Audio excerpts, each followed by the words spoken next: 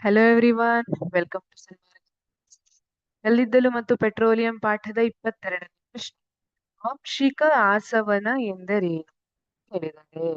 ಹಾಗಾಗಿ ಇಲ್ಲಿ ನೋಡಿ, ಆಂಶಿಕ ಆಸವನ ಅಂತ ನಾವು ಯಾವ್ದನ್ನ ಹೇಳ್ತೀವಿ ಅಂದ್ರೆ, ಕುದಿ ಬಿಂದುಗಳ ಆಧಾರದ ಮೇಲೆ ಯಾವುದೇ ದ್ರವಗಳ ಕುದಿಯುವ ಬಿಂದುಗಳ ಅಥವಾ ಕುದಿ ಬಿಂದು ಅಂತ ಹೇಳ್ತೀವಿ.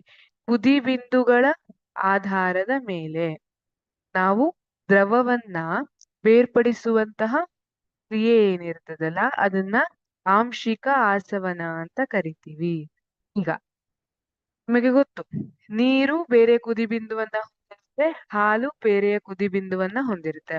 ನಾನೀಗ ಆಲ್ಕೋಹಾಲ್ ಅನ್ನ ತಗೊಂಡ್ರೆ ಅದು ಬಹಳ ಕಡಿಮೆ ಕುದಿಯುವ ಬಿಂದುವನ್ನ ಹೊಂದಿರುತ್ತೆ. ಈಗ ನಾನು ಬಿಸಿ ಮಾಡ್ಲಿಕ್ಕೆ ನನ್ನ ಹತ್ರ ಆಲ್ಕೋಹಾಲ್ ಇದೆ, ಜೊತೆಗೆ ನೀರನ್ನ ಸೇರಿಸಿದೀನಿ. ಅದನ್ನ ಬಿಸಿ ಮಾಡ್ಲಿಕ್ಕೆ ಸ್ಟಾರ್ಟ್ ಮಾಡಿದಾಗ ಮೊದಲು ಯಾವುದು ಆವಿಯಾಗಿ ಹೋಗ್ತದೆ?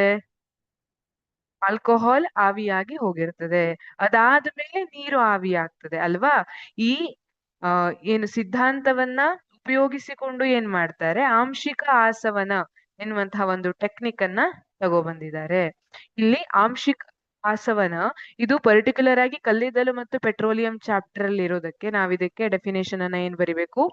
ವಿವಿಧ ಪೆಟ್ರೋಲಿಯಂ ಉತ್ಪನ್ನಗಳನ್ನು ಅವುಗಳ ಕುದಿ ಬಿಂದುಗಳ ಆಧಾರದ ಮೇಲೆ ಬೇರ್ಪಡಿಸುವ ಪ್ರಕ್ರಿಯೆಯನ್ನು ಆಂಶಿಕ ಆಸವನ ಎನ್ನುವರು. ಈಗ ಪೆಟ್ರೋಲಿಯಂ ಏನಿದೆ ಅದನ್ನ ಬೇರೆ ಬೇರೆ ಘಟಕಗಳಾಗಿ ನಾವು ಪ್ರತ್ಯೇಕಿಸಬಹುದು.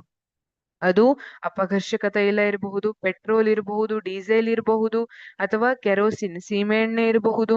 ಹೀಗೆ ಇದೆಲ್ಲ ಬೇರೆ ಬೇರೆ ಘಟಕಗಳಾಗಿ ನಾವು ವಿಂಗಡಿಸ್ತೀವಿ. ಯಾವ ಆಧಾರದ ಮೇಲೆ ವಿಂಗಡಿಸ್ತೀವಿ ಅಂದ್ರೆ, ಅವುಗಳ ಕುದಿ ಬಿಂದುಗಳ ಆಧಾರದ ಮೇಲೆ ಬೇರ್ಪಡಿಸ್ತೀವಿ.